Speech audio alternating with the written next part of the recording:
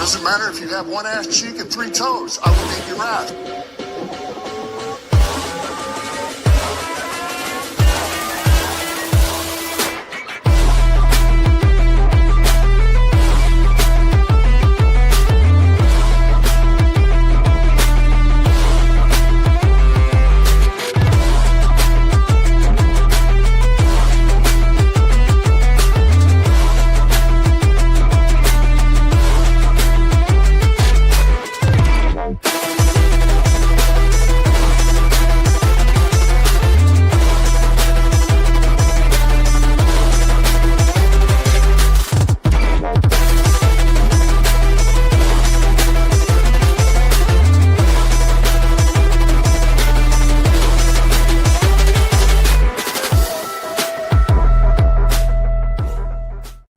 Daiquiri presents the Die Laughing Comedy Show.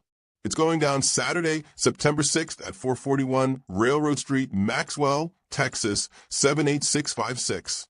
For just $15 entry, you get admission and a frozen daiquiri to sip while you laugh the night away.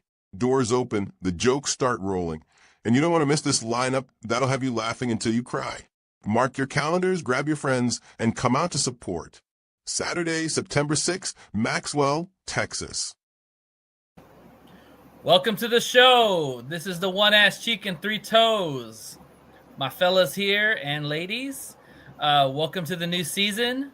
Game day is upon us. The first game is Thursday. Our game is Saturday.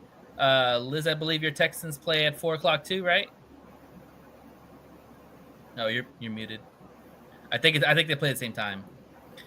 So yeah, we're excited. How y'all fellas feeling and ladies? Feeling good, man. Can't wait. Yeah, y'all amped up, ready to go? Yeah, man. It's about to be a good week of football in general. Sir. It was good college football week too. So yeah, a lot of great games. But the big game will be Thursday. So hope you all have your places to eat and get your food ready and all that, because it's going to be hopefully an okay game. We'll see. It's still football, right? We'll see, man. We'll see how I go. Nice. There you go. Well, before we start, as you guys see, we have a fourth person that's added to the family, the One Ass Cheek family, and want to welcome Liz. Liz will be our I know, right? our Liz will be our affiliate, our Texan affiliate, and she'll be talking about Texans for 10 to 15 minutes, giving us the insight on what's going on in Houston. We're glad to have her. She's also going to be helping us get the podcast out there. So we're really grateful to have you, and thank you for everything you've done. And welcome to the family. And just give a couple of words before we give you your segment. Oh, can't hear you. You're muted. Can't hear you. No. Say something. No voice is coming through. Okay. Log out, Liz, real quick, and then come back in. Try that. See if I can you hear me now? Okay. There you go. You're good. There you go. All right. There you go. Okay. Sorry. Thanks for having me, guys. I appreciate it. And as y'all know, I've told y'all before, like, I believe in your podcast, and I believe that, I love football. So I believe that it's going to go further for you guys in your podcast, and also just, community base. I can get some of the Texans fans to rock with the Detroit, but just not cheer for the Detroit. So. Yeah. Awesome. Well, on that note, let's go ahead and start your segment. So you're on the clock now. Let's talk about the Texans. Tell us what's going on in the land of Houston. Okay, so first of all, it's Houston. I love Houston. I love the Texans. So for all my Texans fans, hopefully you guys are joining. Put it in the chat if y'all guys are. I appreciate y'all watching me for these first 10 minutes. So Texans Nation, buckle up. Grab your favorite Tuesday taco. I had asada, so that was really good. And again, I'm Liz, and this is going to be all in on the Texans tonight. I'm going to break down a recap of preseason, what went right and what went wrong. And this Sunday is our first game of the season matchup. I'll break down to what the key players to watch and the strategies we need to see. I'll give you take on where this season is headed, in my opinion. And if the Texans can make a serious run, or are we looking at a rebuilding year again? We're going to talk about that. Last but not least, my own game predictions that I believe what's going to happen this Sunday. So, preseason recap. We had some fumbles, of course. Preseason Mertz shaky start in this NFL debate against the Vikings. Y'all don't like the Vikings, right? So fuck the Vikings, okay? Exactly. I'm gonna just say that. Well I done. don't He's care if already it's a fan, part of the I don't family. care if it's a preseason game. Fuck the Vikings. So Mertz clipped a rough nightmare start line. He has 3 picks, just 28 yards, 7 of 14 passing. Mertz redeemed himself though, slightly. But that Lions preseason game, he bounced back on that game with 14 of 16, I think 145 yards, and then a touchdown showing promise, but that messy opener still stings against the Vikings. So offensively, offense, the O-line still wobbly, penalties, protection, breakdowns, and poor run blocking plague early preseasons, reminding me this unit is nowhere near elite yet. Bottom line, QB consistency, O-line protection remain big question marks. The headlines may be tempting too, but preseason taught us there's still work to do. So, what went right this preseason? Well, for me, the Texans didn't just warm up this preseason; they made a statement to where, first of all, my coach Ryan. Sorry, guys, I am a little nervous. All right. You're So good. Ryan's has the squad looking really good, even if it's just second and third stream. He kept it calm. He kept it cool, and the offense, the O lines for me, it's still questionable, even for this first game this Sunday. So that's just how I see how the preseason went for me. So the matchups for this Sunday's game, we're going against the Rams. We're going to their home field. Great, right? So CG Stroud, he is week 1 ready. For me, it's with Damon Pierce. He is active, and Nico Collins, he is active too. Mixon is out until probably week 5, week 4. We'll see. Leading the receiving corps, Stroud will need to read the defense quickly and deliver accurate passes to keep the chains moving. For us Texans, they have to watch the Rams.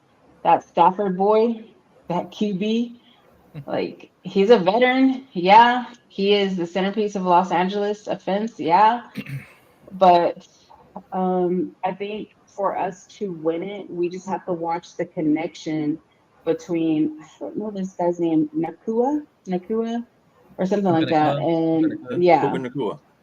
Nakua. Okay, and then also Williams, I believe, both whom can hurt the Texans in multiple ways.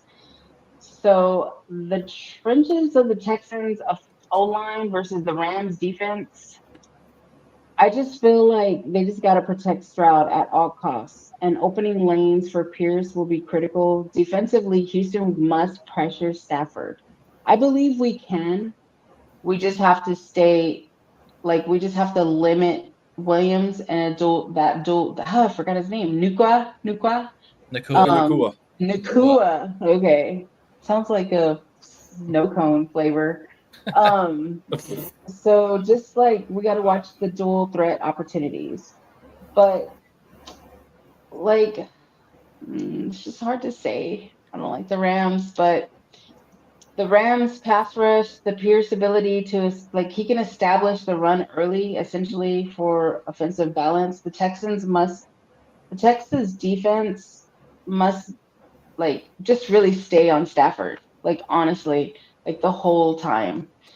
The bottom line for me is with Stroud, Pierce, and Collins all active, Houston has a solid chance to compete, but the battle in the trenches will likely decide the outcome of this QB duel. So, next I have up is where the season is going for me. In my opinion, with a strong foundation aiming to build upon, it all has to do with leadership for me and the coach. Um, I don't really care for the general manager, but like I don't think he's really that much involved. But for me, it's about Ryans and how he's gonna handle like his starters, his second, his third string. Like it's expected to like he's really developed and lead the O line really good. And QB Stroud, he's great. He has a lot of heart and he has a lot of faith. And that's what he's gonna need this whole season. For Collins, he is a reliable receiver, but I feel like he hesitates a little. He anticipates what he's going to do, but he also hesitates when he gets on the field. So for standout person for defense, I feel like Anderson is going to do really good putting the pressure on all of the quarterbacks. The O-line, I don't know. I can't make a comment on that, to be honest. Defense, defense for me, we are packed. We're ready. We're able to handle it. The performance, like it's significant. I was always in love with JJ Watt, but these ain't JJ Watt days anymore. So we have to really just for the defense, just really anticipate and hit hard. Like that's honestly all I can say. Um, Going to the fans' perspectives, there was a lot of talk on TikTok. There was a lot of talk on Reddit this past weekend. I guess going into kind of like developing the strategy accusations. It was just a lot for them to kind of say like, I don't know if the Texans have it this year. We might be a rebuilding team again. But some of the fans are like, yeah, we got this. We're going to go hard. They're not going to know what hit them. We're hotter than Houston asphalt, and Houston is hot. It's hot. I don't know if y'all been to that city, but Texas it is hot. is just hot. Well, Texas is hot, but like Houston is hotter. We live in hell. We're gonna be in hell if the Houston don't come through. I'll tell you that much. So for me, game one prediction. The Texans I know are coming for the Rams. Let's just point that out. The wait is over. Football is here. I'm super excited just to be a Houston fan. The Houstons are set to kick off the 2025 seasons, but again, we're in Inglewood, California. And we're Texas boys. What are we doing in Inglewood, California? Well, we're gonna get this win for sure. That's what I'm hoping. I understand that they do got a veteran like Stafford. Stafford's been like the main talk all day today, what I was reading. But the Texans defense, I feel like with rusher Will Anderson and cornerback Derek, like I feel like they're gonna put pressure on Stafford and just get him all the time. So the Rams might have a home field advantage. The Texans are coming in hot though. I'm ready to see the team beat the Rams, but I also am ready for again to be an AFC South champ. My prediction is Texans 28, Rams 17. Okay. Fellas, you got any questions for her about her Texans real quick? Yeah, I actually do got a question. So Liz, I hope you don't mind if I call you Liz. So I just want to know, what are some of your expectations from CJ Stroud going into year 3, and not having the best second year, but going into year 3, like what are some things you want to see from CJ Stroud? Well, foremost for me is I want him to stay healthy. I want him to stay active. I want him to ensure that his leadership is 100% to his team, regardless if it's starters, second or third. Like your leadership has to display in the locker room and on the field. And if that communication and that leadership is staying in both areas, then we can win the AFC South. Yeah, I agree. B, what question do you have? Really, the offensive line seems to be the problem for you guys. You guys got rid of 2 good offensive linemen in the offseason. I don't know what happened with that. That was just amazed me that they did that. Yeah. I mean, because you got CJ Stroud, and you got to still remember he's a young quarterback. This is his 3rd year. He needs protection, and the running back situation is kind of shady too. We haven't seen Chubbs perform, but I like Damian Pierce. He's probably going to get a lot of carries, but losing Mixon for 4 weeks is going to be real. It's going to be hard. Yeah, it's going to be really hard. But I feel like with the O-line, like in my heart, I feel like we're going to be okay until Mixon comes back, and then we're just going to take stronger week 5 and going forward. But for the time being, they just need to carry the weight. I mean, they get paid to do this shit. So carry the weight, carry your team, and let's get a win. At the end of the day, like that's what it is. Liz, tell me how good Derek Stingley can be this year. I know he got that massive contract, and he's now talked about amongst one of the best cornerbacks in the NFL.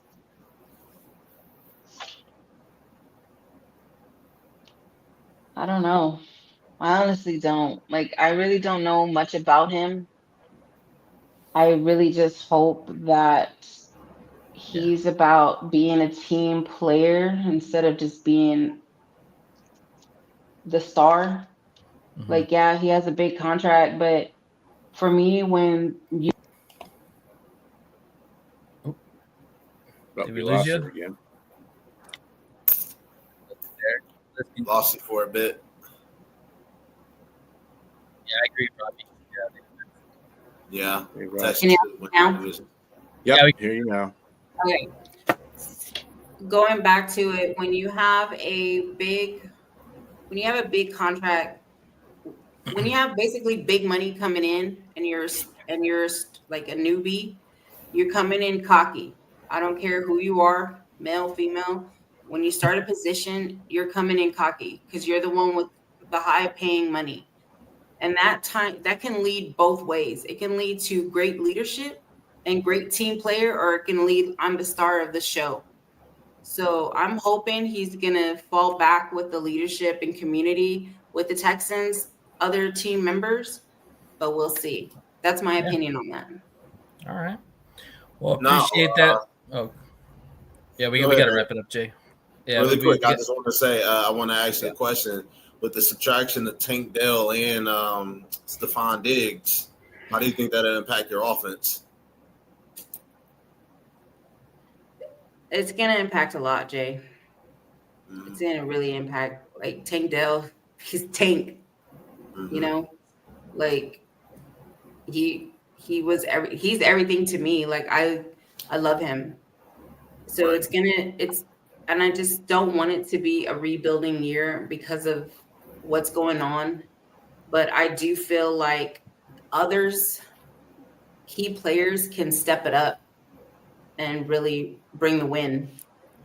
But it's all about community and communication between the coach and the quarterback and all the players. Like it's gonna take leadership and heart to win it. Absolutely. And not get discouraged.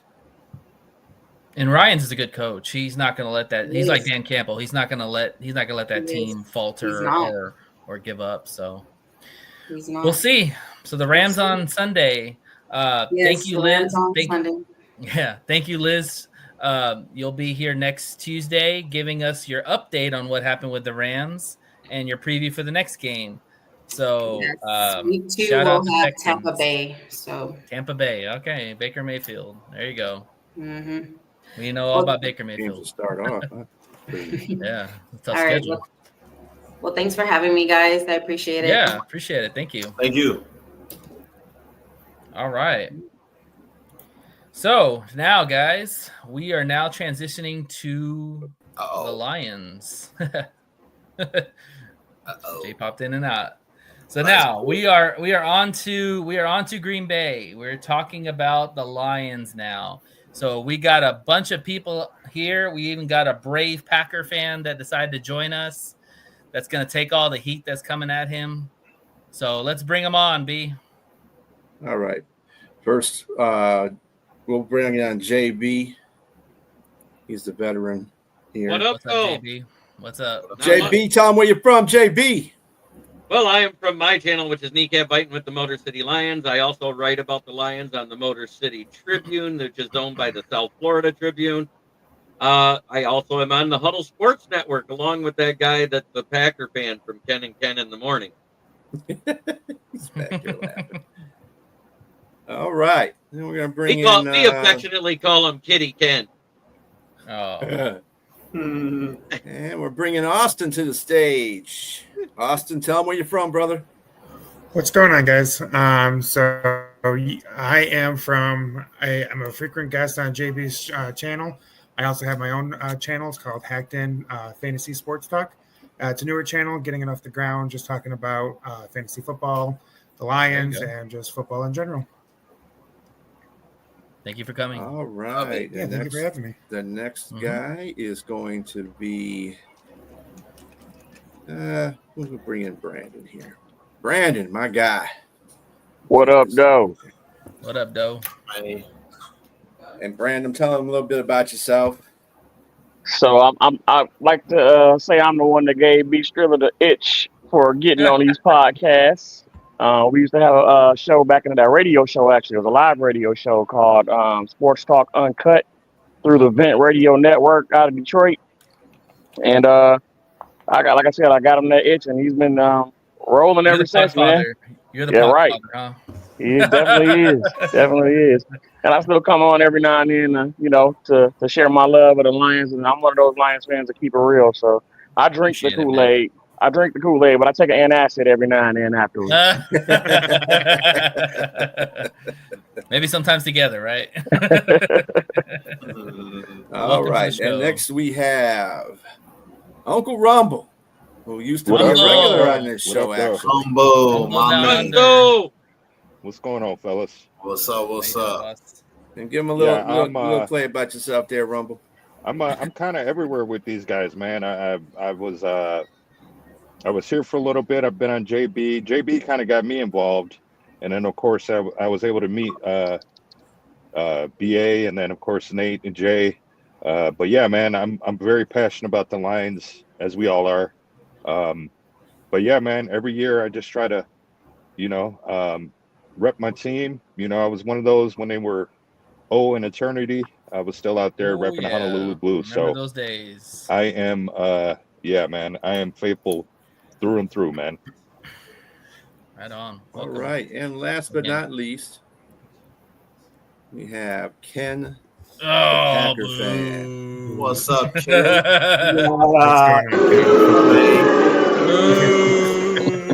I love it. Come on, keep bringing that.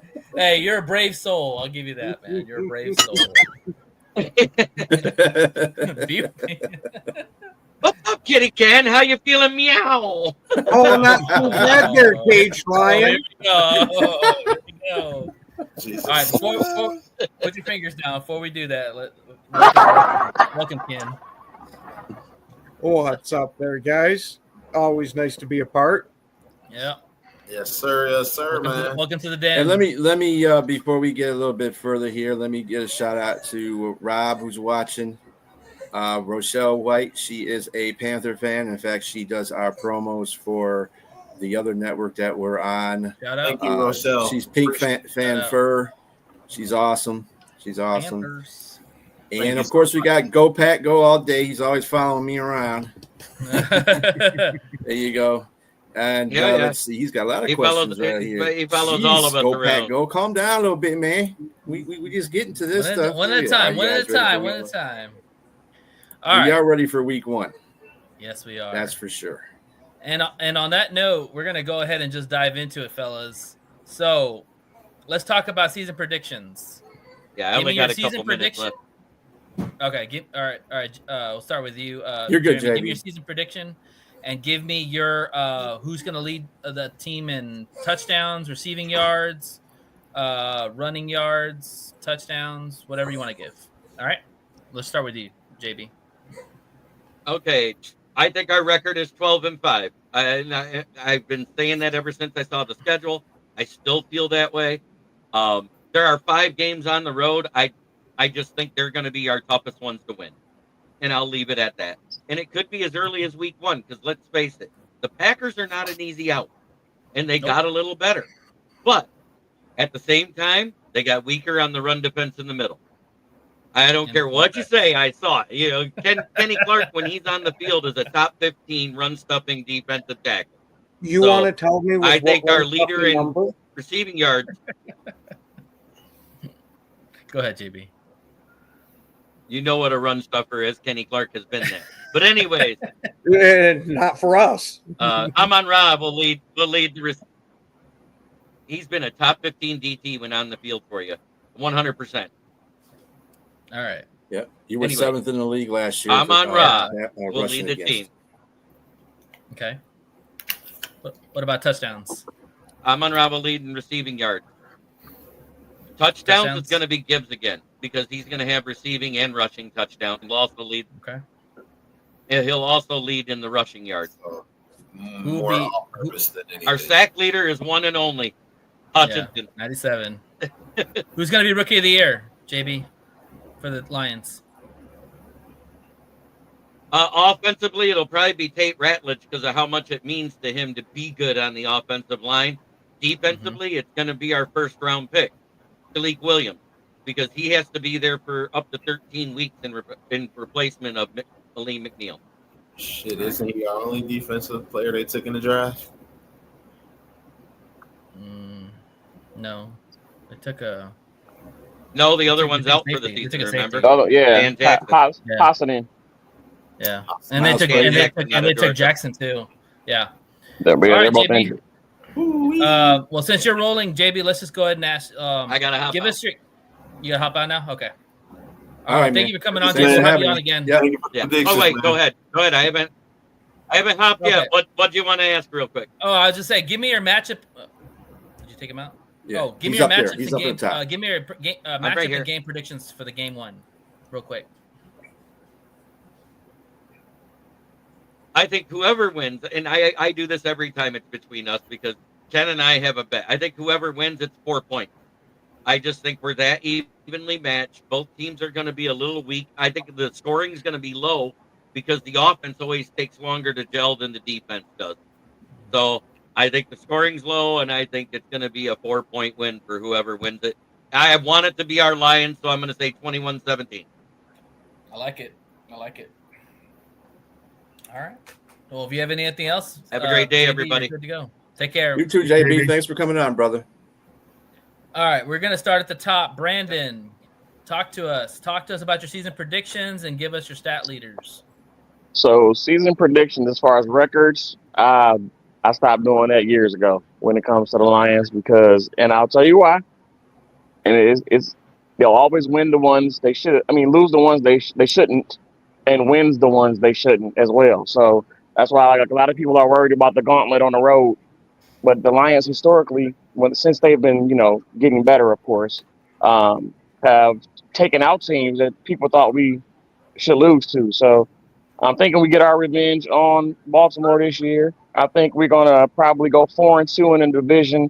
That's as far as I'm going to go as far as the predicting the record, though. I do think we'll be a playoff team. I'm not as headstrong to say we're definitely going to win the division because people forget Minnesota, with all their what they were lacking last year, still won 14 games as well. So I don't put the Packers and the Bears on the Lions and the Vikings level at this point, just because we have to see it. Like, it takes time to gel. Micah Parsons is one player. I can see how he can help their pass defense, but they've gotten worse in the rushing defense. So their teams are going to be able to run it on them unless some young guys took the leap and step up or whatever. So I got to see it before I can, just give it to them on paper. As far as stats are concerned, I think J-Mo leads us in yardage as far as receiving yardage this year. Wow. I think he leads in receiving yardage. However, I think Amon-Ra will still have the receptions and the touchdowns, because when we get down in close, he's too shifty to not get open. And, J-Mo's speed is kind of taken away from him when they get inside the 20s. Rushing, of course, is going to be Gibbs as far as yards are concerned. Now, if Montgomery stays healthy, then it's a toss-up for touchdowns, because when we get inside the 5, they typically put Montgomery in there. So we'll see what happens. I don't know if last year Gibbs gained more trust of them to be able to keep him in those power back moments, being that he had to carry the load on his own. So that remains to be seen. I do think he's going to be more active in the passing game than he's ever been. So I think he's going to have like one of those Marshall Faulk type years, similar to what he did last year, with less opportunities, honestly, because we got a lot of weapons everywhere, man. So those are my stash predictions. I think that Hutchinson for sure will lead the team in sacks. It's inevitable. And I think Marcus Davenport plays over 4 games. Are you maxing him out in 4 games, or are you saying just for sure over 4? I'm for sure over 4. Okay. I'm not maxing them out. I'm just Okay. Bold take. I like that. All right. Appreciate it, Brandon. We'll go to Austin. Austin, give us your prediction and your stat leaders. All right. Can I actually? Can you skip me for just a quick second? I gotta go help my no wife problem. with something. I'll be right back. Ken, give us your prediction and stat leaders for your team. Okay. For receiving, I'm gonna say that this is gonna be the Tucker Kraft coming out party, and he ends up leading the team in receiving yards. Wow. Golden, I'm expecting to lead the actual wide receivers in yards and touchdowns, but as a whole unit, I'm going to say that we're going to do the right thing and funnel it through Tucker Kraft, because he's shown the past couple of years this guy creates a spark when he's out on the field. Now let's keep feeding that a little more. Defensive-wise, I think that adding Micah Parsons is obviously going to help in the sacks, but not just from the sacks that he's going to get, the amount of sacks that it's going to get for Rashawn Gary, because Gary will no longer be double and triple teamed. He'll be having a lot more one-on-ones, which Gary generally wins those one-on-ones. And the part of the run defense taking a massive hit, Kenny Clark wasn't known too much as a run defender in Green Bay. He was a great pass rushing defensive tackle for us. And last year, he had a bit of a down year, but that's because we pulled him out of the nose, which I think the nose is the perfect spot for him. He eats double blocks well to where he can maintain for you. He's just not going to be the guy getting the tackle behind the line of scrimmage most of the time in run sets. He's setting it up for other people. And I'm going to hope that Stackhouse can fill that, because he was brought in to replace TJ Slayton, but you got to see how that goes whenever you got a player replacing anybody. All right. What about your prediction for the season? Oh, I'm going to say Green Bay, Minnesota, and Detroit finish above 10. Whoever wins will get the division with 13. And I wouldn't be a Packers fan if I didn't go for my own team. So I'm saying we're winning the division. All right. Fair. All right. Well, thanks, man. Austin, you ready? Yes, I am. Sorry about that. All right. No problem. Give us your season predictions and your stat leaders for the team. Yeah. So season predictions. I have us going 13-4 with win-loss, and going 4-2 in the division. Okay. I think we're going to split with the Packers and the Vikings, and we'll sweep the Bears. Stat leaders, I've got I can see where J-Mo could lead our team in receiving yards, but I still think that's Amon-Ra's territory. So I think he leads in receptions, touchdowns, and yardage. It'd be very close with J-Mo though. Rushing, obviously, I got Gibbs, and what else is there? I think even between Kirby or Brian Branch, they will either split or like tie each other for interceptions, or it might be a slight advantage to Kirby for me. Okay. All right. Jay, you're on the spot, man. What you got? So, my win projection for the Lions, I got them going 11-6.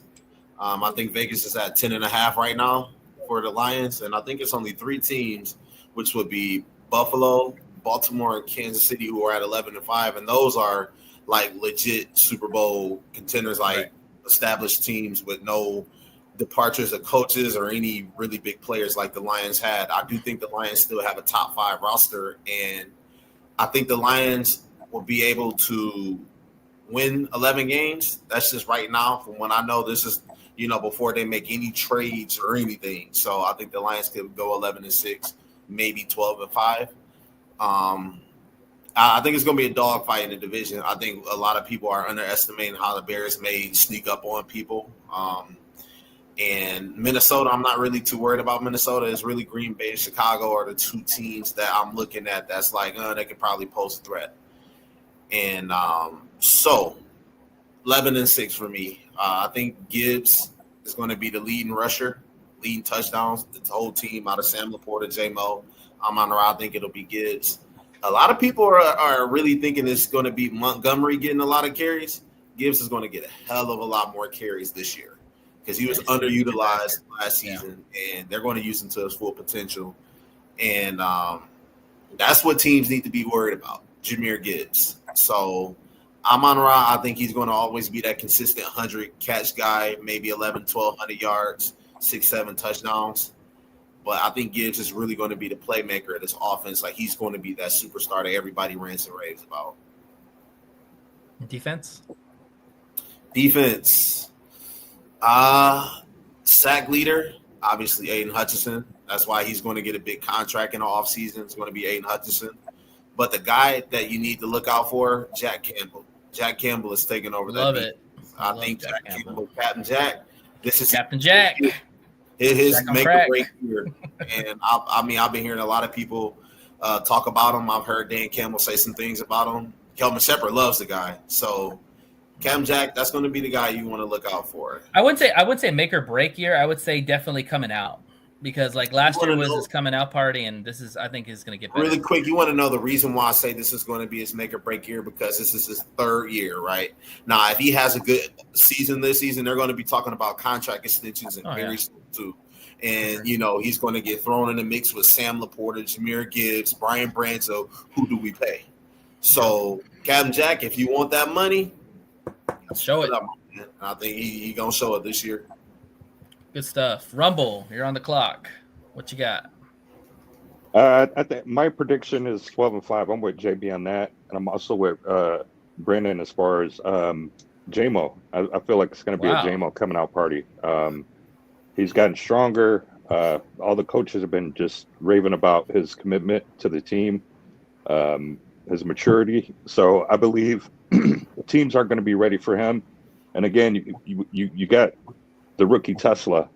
So you're going to have to guard these guys. And if you play him man, you're going to get torched. So you cannot – I trust J-Mo with a 50-50 ball over anybody else in the league, man. I don't think there's any cornerback out there 50-50 with his speed. Good luck. Yeah, I agree on that. So I like him, and I kind of favor with everyone else. I think Jahmyr is just a freaking – he's just an incredible back for the league. He's already getting talks with, Saquon Barkley and the top tier guys. So I think he's going to have a great year too. Again, you guys made great points. He was underutilized. And we know this offense is going to want to do everything in their power to make us forget the name Ben Johnson. So I expect him to have a hell of his route tree should be good. I expect him to have a hell of a season. And on defense, I'm going to go with Terry and Arnold. I think that Let's go. I think that kid is primed with the addition of obviously DJ Reed. The coaches talked about that too. I think the kid is, most penalized last year, so they say, but also one of the premier guys. Our coaches, I don't want to use the word toss our rookies to the fire, but they give them those A1 reps out the gate. You know, we can remember Brian Branch picking off, Pat Mahomes MVP right out the gate. So I look forward to seeing what TA can do this year. I know there's going to be a lot on his plate, especially with every receiver in the league. You know, everybody's trying to one up the line. So I think TA is going to be that dog this year. Obviously, I love our secondary and our linebackers. I mean, what else? What else can you say? I think the only question I have is the road games that we have. I do think Green Bay, if we can come out first week, set the tone, and let them know that we're still here. We ain't going anywhere. Yeah, we still run the north, and I mean that needs to be on all sides of the ball, offense and defense. You know what I mean? We can't make Jordan Love comfortable, and we can't be too predictable on offense. You know, we can't keep going to Amon Ra 100 times. We can't, man. We got to just keep them on their toes because they have some cornerbacks too that we have to question. Who's gonna guard J-Mo? Who can they say can actually guard J-Mo 1-on-1? Who can guard Tesla 1-on-1? You know what I mean?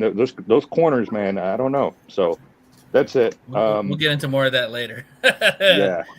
B, appreciate it, Rumble. B, what you got?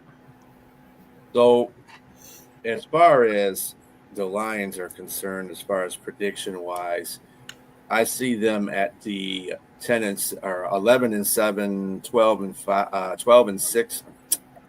I cannot count today. 12-5, 11-6. Wow, this is a tough division.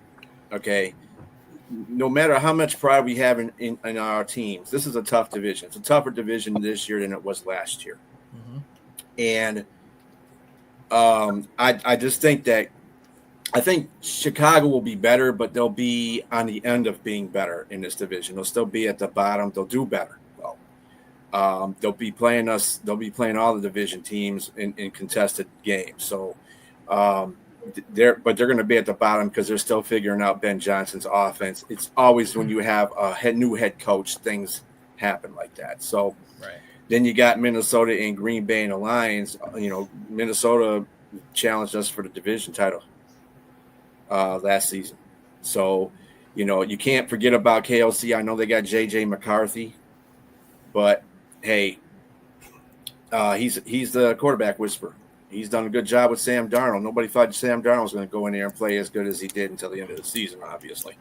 But he's going to be good. I mean, you never can count. You never count out the Packers. The Packers will always be there.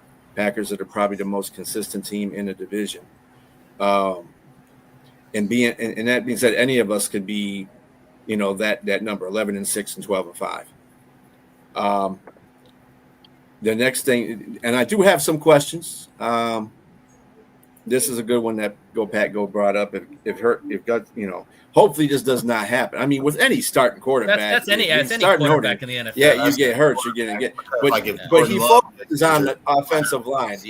The interior offensive line is what I'm looking at this game against the Packers, because I want to see if they can stand up. And the Packers, they got rid of Kenny Clark. He gave us problems. And Ken don't want to say nothing about it, but he gave us problems. Remember last year that we were like third against the rush, second or third against the rush, but the Packers were seventh against the rush. They did a very good job against the rush too.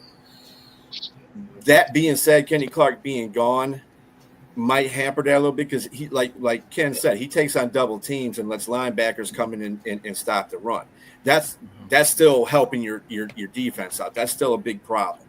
Yeah. So with him not being there, they have rookies. We got one rookie, right, Ken, that's starting on defensive line. So he's got one rookie. You got Wyatt, right? Devontae Wyatt. Oh yeah. That's going to be the pass rushing defensive tackle that I'm expecting a big deal. Yeah. So they got a rookie in that and Wyatt. And so they're going to be in a test of their own too to see if they can get through the Lions, the interior defense. I'm not worried about the tackles. I think Decker can hold his own. I think Penny can hold his own. That's just to be seen. Of course, they got Micah Parsons. That might be a pro because he's one of the best defensive ends in the league. So you got to account for that. I mean, remember we got one of the best defensive ends too in the league too, which is Aiden Hutchinson. So it's a trade-off between them two in this game, exactly. coming up. But going back to the Lions in general, that's all I'm looking for. I think our defensive secondary is great. I think we got a deep secondary. I think we have a deep linebacking core. We're okay on the defensive line. I think we probably I hope that Brad gets us a little bit more help on the end position, because we only have 4 or 5 now ends. So that'll be something that we'll have to look at. But other than that, offensively, no problems. Like I said, the interior line, offensive line is the only thing. We still got the same receivers, the same running backs, same quarterback, same tight end. As far as touchdowns are, who's going to have the most receiving yards? I'm always going with Amon on that one, because he's going to be doing the work. He's the grit guy. Most touchdowns, I might give this one to Jameson this year. I think they're going to go a lot to him more in certain circumstances, deep, because he's got the wheels, he's got the speed, he's ended up maturing. So we'll see what happens there. I think Porter might be close to the second guy too. I think they're going to utilize Porter a lot more too. As far as the rushing yards are concerned, I'm giving that to Jameer all day. Rushing touchdowns, I'm still having to go with Jameer. I know, Montgomery is coming back, and he's a guy usually used on goal line stands and hard third downs now. But even saying that, Jameer has got that breakaway speed, so he can get a touchdown real quick. I think that in a division, we should be. I kind of like the way Brandon Austin broke that down. 4-2 in the division sounds about right. I think that we'll lose one game to Green Bay and one to Minnesota. I think that we'll sweep Chicago because it's Ben Johnson. We're going to have itching our pants for that one. And the on the road schedule is hard too. I'm not gonna. I got Baltimore as a loss, because until you beat Baltimore in Baltimore, I can't give you that. They didn't do us any favors on the road, that's for sure. After we went undefeated, that's for damn sure. Absolutely. I feel more confident of them going into Kansas City than I do them going to Baltimore by a long shot. Yeah, I don't understand how the team who didn't win the Super Bowl has the hardest record in the. That's what I'm saying, man. It makes no fucking sense. Makes no fucking sense, man. They're helping the road teams sell out their stadiums, because we're one of the top traveling teams, man. We go to every road game, so they're helping them get their dollars up, man. It's all about revenue, man. Based off of their record. But to be fair, Brandon, the Eagles always get an easy schedule. If you always look at their schedule, they maybe have like a couple of games where it's like competitive. Again, you got to look at it like this, though, from the Eagles' perspective. Maybe it's easy because they win those games. Oh, and they play in the sorry-ass division, too. Well, I mean, regardless, New England won a lot of Super Bowls, and they play in the sorry division, but you got to play outside the division, too. I agree. So, I guarantee you, I feel that the loss against Baltimore is more than I can see against Philadelphia or Kansas City. I think we can go into Philadelphia and beat them. More so than I think we can go into Baltimore and beat them. Yeah, I don't know. Is there something with Baltimore and the Lions? They have never played. I've never seen Baltimore's always got us somewhere. I've never seen them 66-yard field goal in our house and blowing us out 2 games that I've seen them playing M&T Bank Stadium. It's because it's Lamar. Lamar is a unicorn. And the Lions, there's no game planning for him. There's no game planning for that guy. Exactly, and teams.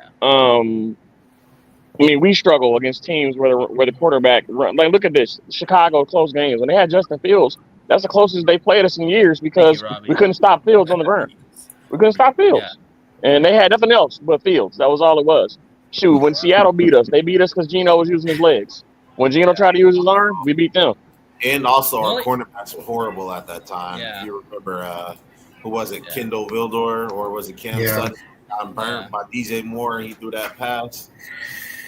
And really, the only way to coaching is effervescent too. You talk about the Seattle game. Guess who they didn't have in that Seattle game? Pete Carroll. I knew we were winning that game because Pete Carroll is that coach. And He is. it's like John Harbaugh is that coach. Yeah. So you know, we're still up in the air about Sirianni, because some people here don't like him, some people do. But you know, Hit him in the face. so it's just Yeah, you know, I was about to The say only thing about Lamar is Lamar beats himself. That's the only way you beat Lamar. He has to beat himself, and that's usually why he doesn't get Super Bowls, because he beats himself in games. So we'll see. All right, y'all. I'm gonna give my predictions, and then we're gonna move on to the next part of the segment. So I got the Lions at 11-7, like B does. I looked at the schedule, and I just think that we're gonna come down a little bit, you know, because the schedule is tougher. The road games are hell. You know, Commanders, the Eagles.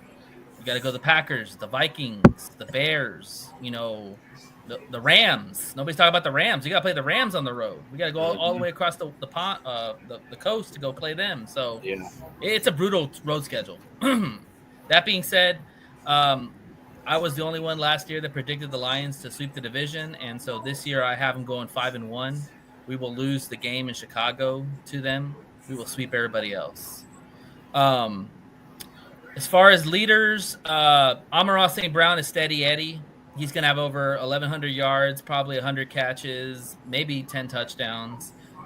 Jameson Williams very well could be the leading receiver, because you can think about Jameson Williams. He actually, if you look at his yards compared to Amon-Ra's, he had more yards in less catches. Like, I think he had 65 catches, which is insane to think that. 65 catches and you hit over 1,000 yards. That's insane. So that's not you're not wrong with thinking that Williams could be the leader. I still think it's going to be Amon-Ra. J-Mo will have touchdowns, leading touchdowns. Gibbs will be all over the place. Ben Johnson is gone. I don't think Ben Johnson really cared for Gibbs, in my opinion. So I think that now that Ben is gone, it's like, hey, we're free. So Gibby's going to be all over the place. He's going to be a nightmare. Defensively, Aiden's going to be the man. Hopefully he has over 15 sacks. I think he could have at least 15 easily, maybe even 17 or 18. But I think at least have 15. And my leading interception guy is going to be BB. I think BB's going to have a bounce back year. I mean, he kind of was a little tough at times with those personal fouls and all that stuff, and I think he has a bounce back year. I really do. And it's contract time too. He wants to get paid too. So, you know, he's going to, yeah, exactly, Rumble. Show me the money. But yeah, that's pretty much. You ain't talking, John. Ken, I got a question to ask you. Do you claim him as a Packer fan? Oh, John Dorn, absolutely. That's my buddy right there. John Dorn. You gotta love somebody that antagonizes. John Dorn. It makes really no sense of what he says. Logic whatsoever. Like, his mind is like pudding, bruh. Like, it's crazy. Yeah, it's like these comments that he puts on there. Same old John, same old Dorn. I'm gonna say. All right. Hold on, right. y'all go skate past his mind. It's like pudding like that. Yeah, man, his mind is literally like the Like Bill pudding. Man, All right. It's not edible though. Yeah, Y'all making me hungry. Y'all making me hungry talking about pudding. All right, let's stop. I haven't had dinner yet, so let's go. All right. This next segment whatever, John. This next segment we're gonna talk about is who has it better. All right, you know, kind of like from the Michigan, who has it better than we do? Nobody. Anyway. All right. Okay. Well, we're gonna do it. We're gonna do it this way. We're gonna take each positions and we're gonna say who has it better. So either the Ken has it or we have it. So I'm gonna start with quarterback. Who has it better? Right now, I'm gonna say Jared Goff, and I know Packer fans will say, well, Jordan Love did this. But right now, Jared Goff has been established in the most consistent quarterback in the NFC North. I mean, he has had more touchdowns, more yards, higher completion percentages. Yeah, his turnovers can get a little bit iffy, but I mean, Jared Goff can go to any team and start. We are really still figuring out if Jordan Love is going to be that guy or if he's just going to be another quarterback. I mean, because if you look at it, by this time in Aaron Rodgers' career, he was already putting up Hall of Fame numbers. Same with Brett Favre. And, you know, a lot of Packer fans want to compare Jordan Love to those guys, but right now it's Jared Goff. I'm sorry, the Lions got the best quarterback right now. Yeah, I agree. Goff. Yeah. Ken, what do you say? Yeah, Jared Goff has put up real nice number for you guys the past couple of years since he's been in Detroit. Jordan Love, granted, it's had a couple of up and down seasons with usually starting real slow and getting red hot at the end. This year, oh yeah, Toyotathon Love. Toyotathon Love is just unmatched right now. And the best part about him doing the freaking commercial for him now too. So crazy, hopefully this means Toyotathon continues all year. But I'm gonna expect Jordan Love now that we got him a real receiver in Golden that actually knows how to hang on to the ball. That we're gonna see a major step up from him, and I'm gonna say that he's taken Jared Goff's crown as the best quarterback in the NFC North. Okay, but right now, who's better? You gotta say it. We all know. We all know. No, I'm still taking the magic of Jordan Love's arm. He's got a lot between the ears, but it's not like Goff is a physical specimen either.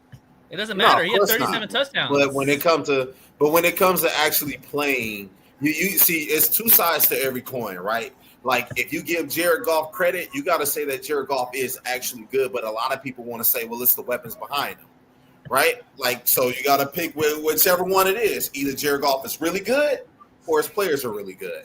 Okay. I watched a lot of tape last year in their games. I'm sorry, I didn't mean to cut you off, but I do see Jared Goff finding the guy who's calling audible in the defense. He'll see a sign.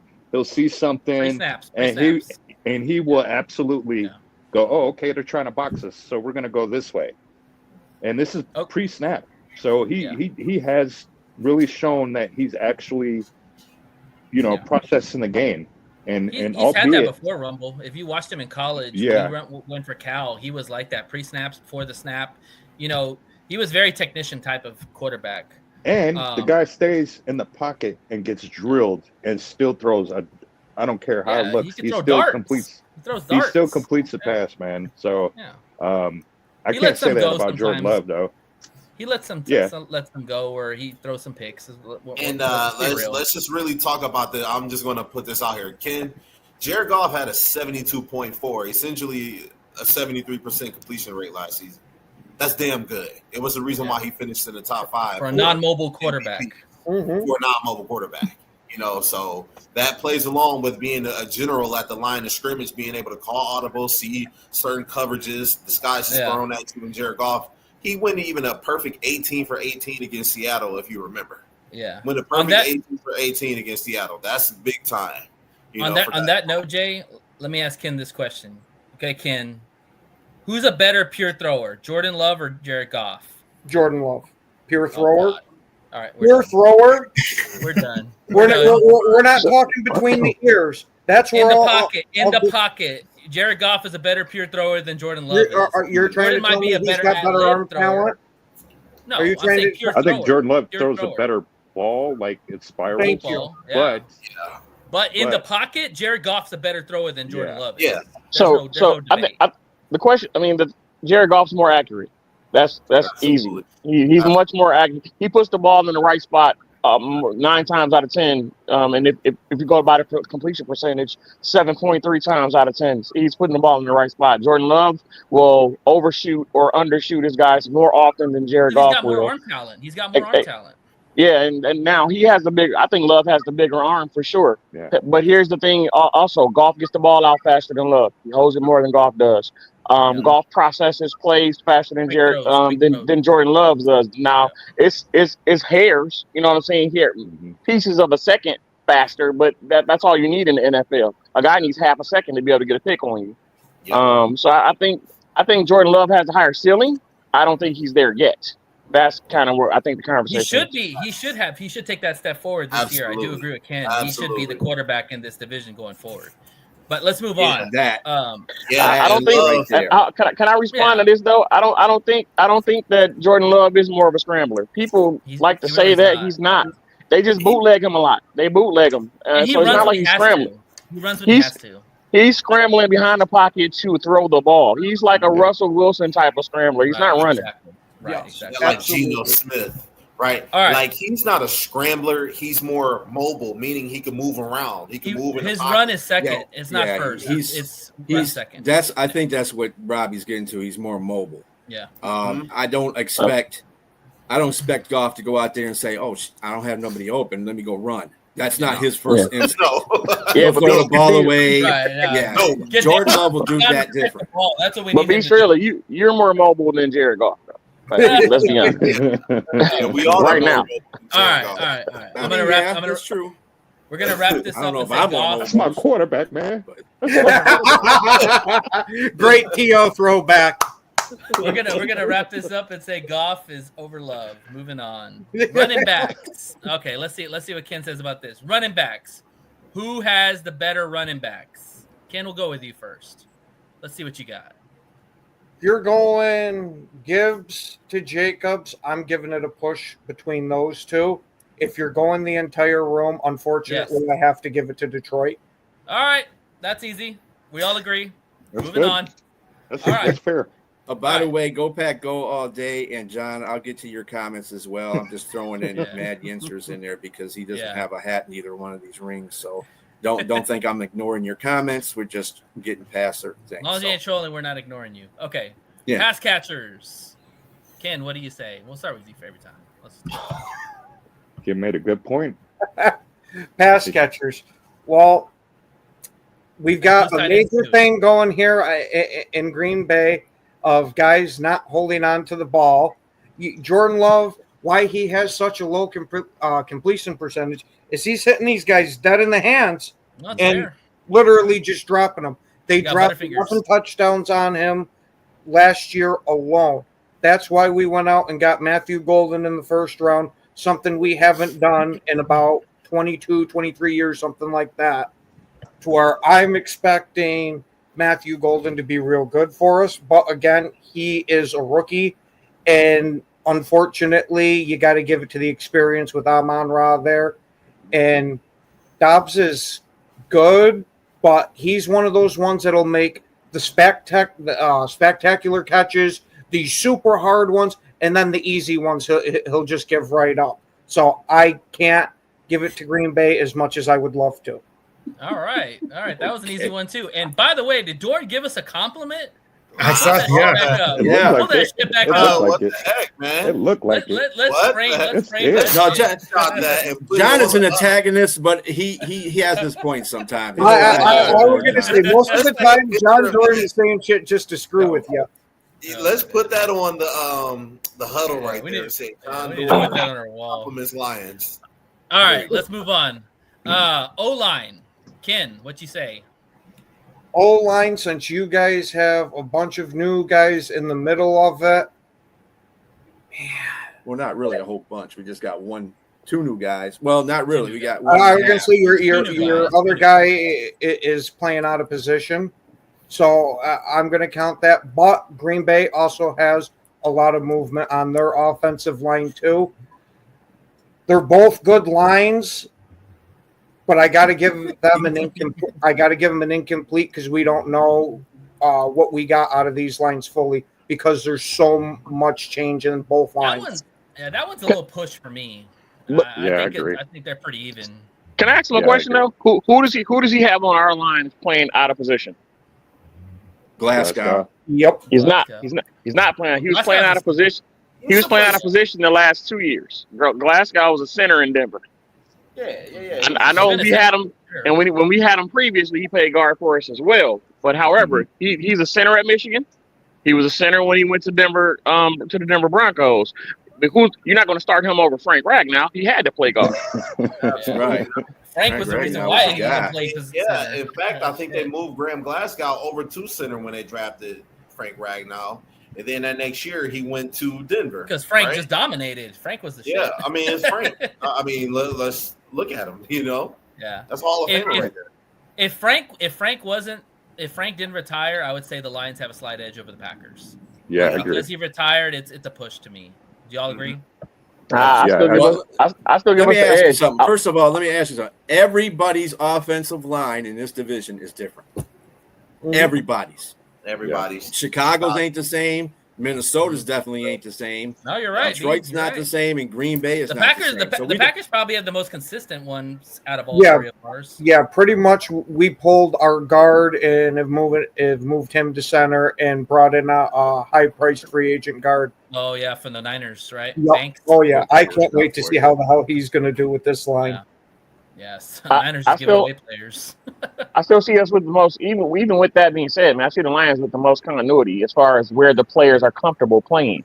And then you got the ends, the bookends are still what they are. Our tackles are the most continuity right there. I agree. Exactly. The bookends are what they are. Glasgow's at his more natural position. Tate is playing where he played in college, and Mahogany showed you last year what he was as a guard. So I give up Big Nasty, the Big Nasty. Nah, dirtbag.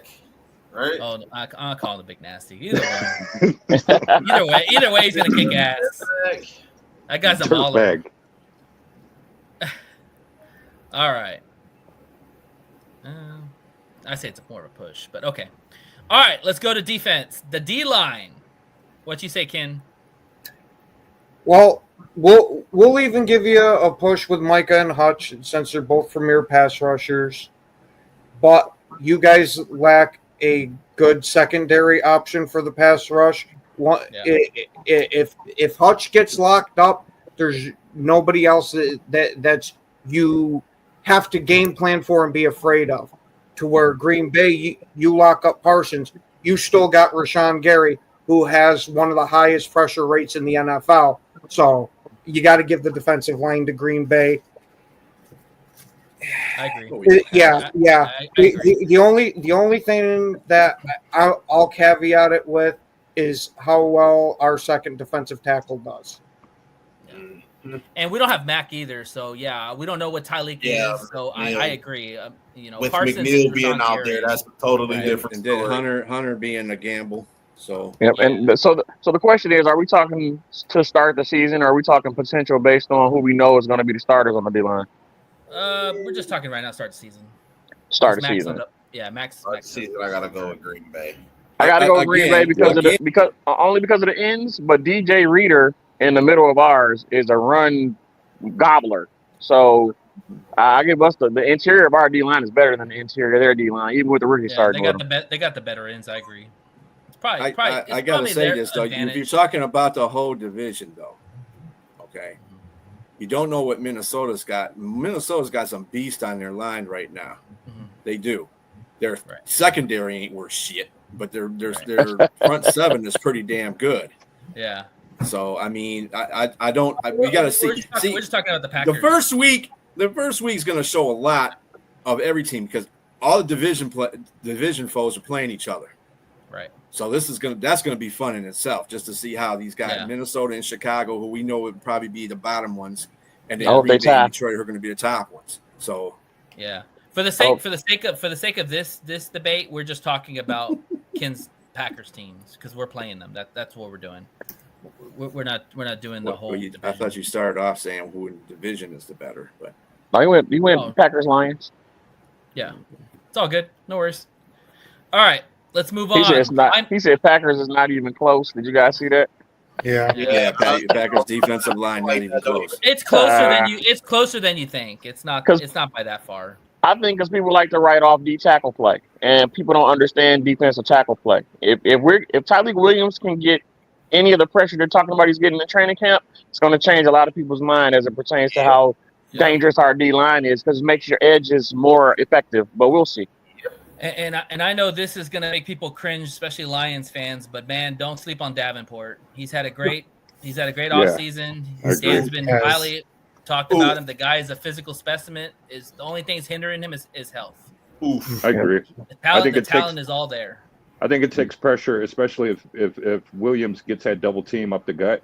I think that's going to help everybody on that line. Yeah. Win those 1-on-1s. Absolutely. Oh my gosh, yeah. Yeah. So don't sleep on Davenport. All right, linebackers. What you say, Not Ken? this weekend. Not this week, Rob. This is just Packers and Lions. This is how we're going to do our shows, foes and stuff. Exactly. Linebackers. Yeah, that's what we call them too, John. Man, it's hard. It's hard going against the tandem of Quay Walker and Edgerrin Cooper together. when they are on the field together, they play outstanding.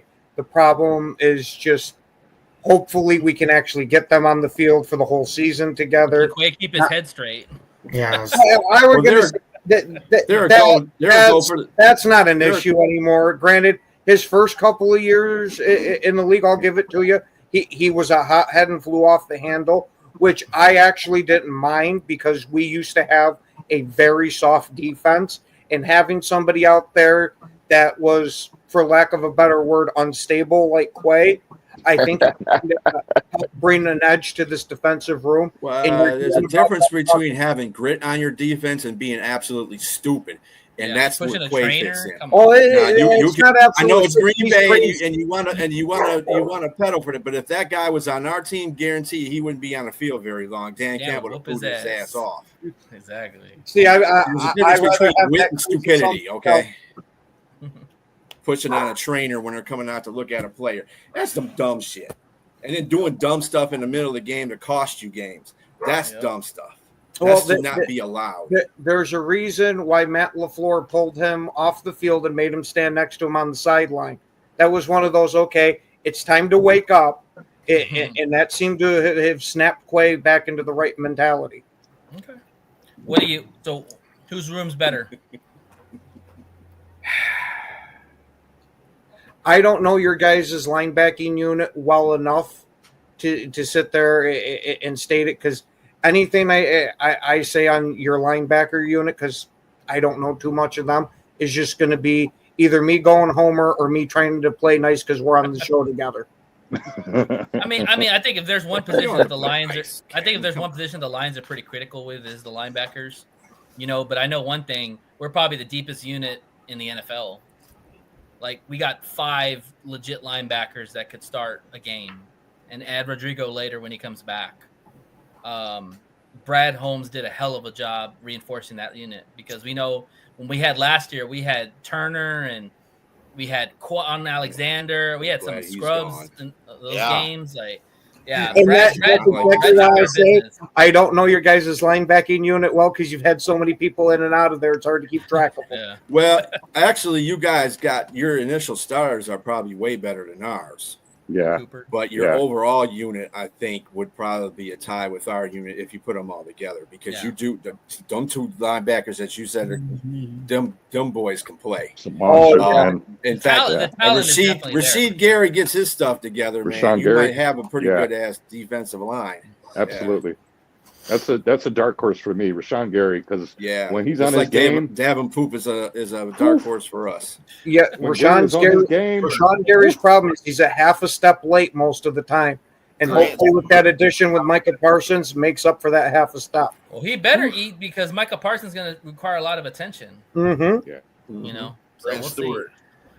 All right. So what do we say about the linebacking room? Do we say push? Do we say edge to the Packers, edge to the Lions? I go Lions.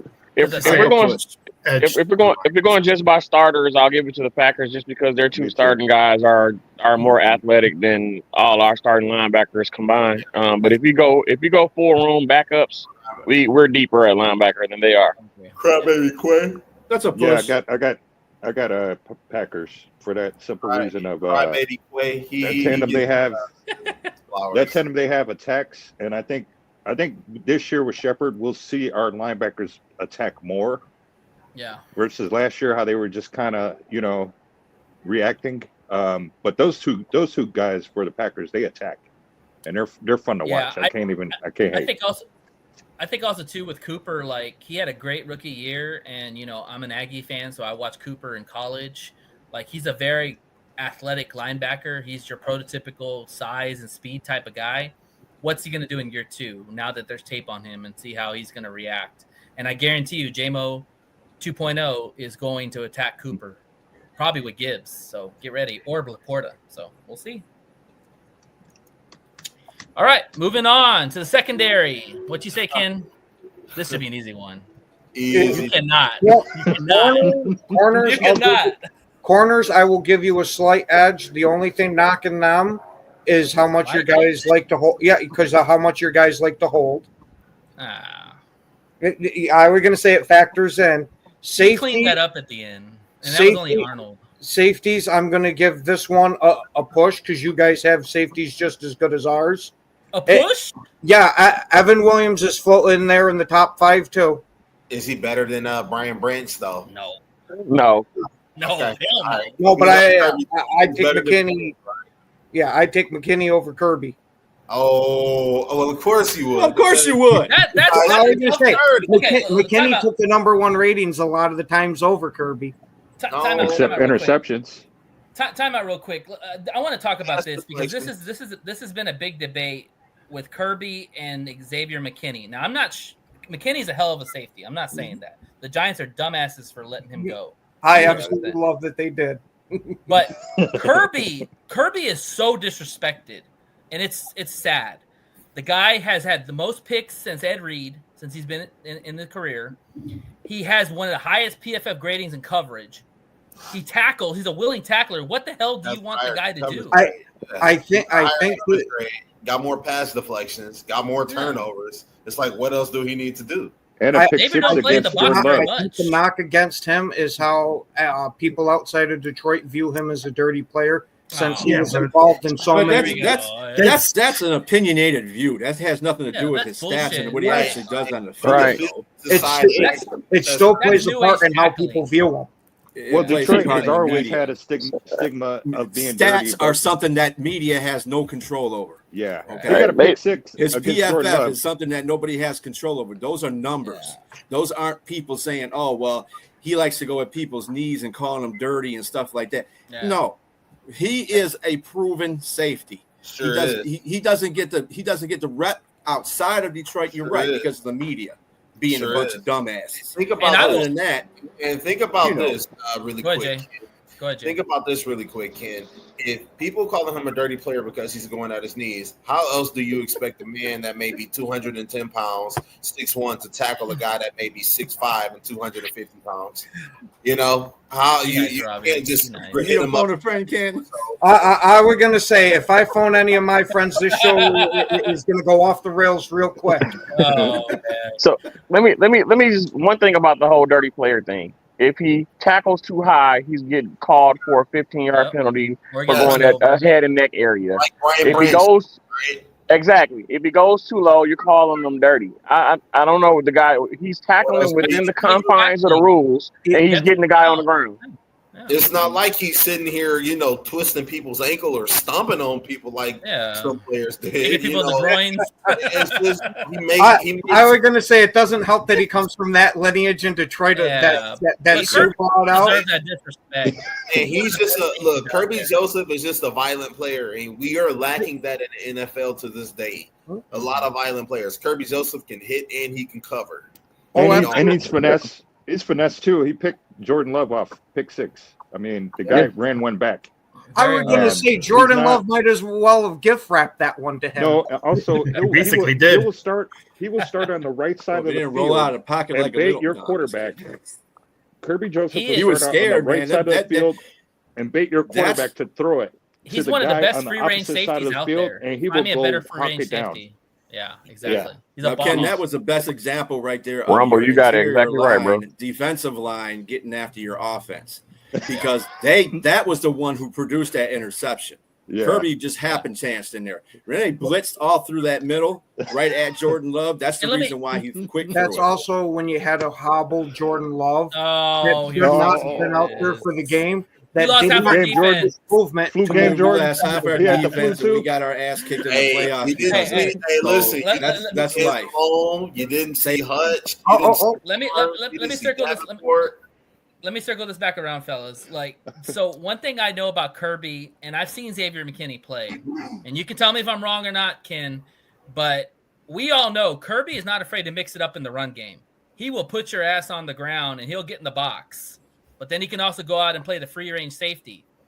I don't see Xavier McKinney play in the box a lot. I see him playing more of the free range. Yeah, he does play in the box when he needs to, and he's a damn good box defender, especially when he was with the Giants. The problem was with him this last year in Green Bay is that he had Javon Bullard lined up next to him for the start of the season, and that guy is only a box safety. Once we tried him at free, he is not as a free safety. As a box safety, he wasn't bad, but that kind of forced McKinney to play that center field. And that's also the effect that having BB too for us, because if Kirby plays Swiss the Army box, knife. BB can go in the. That's why I love us having Williams there now, paired with McKinney. Now that they're interchangeable between box and free. Definitely can say that it's a push with safeties. We have literally.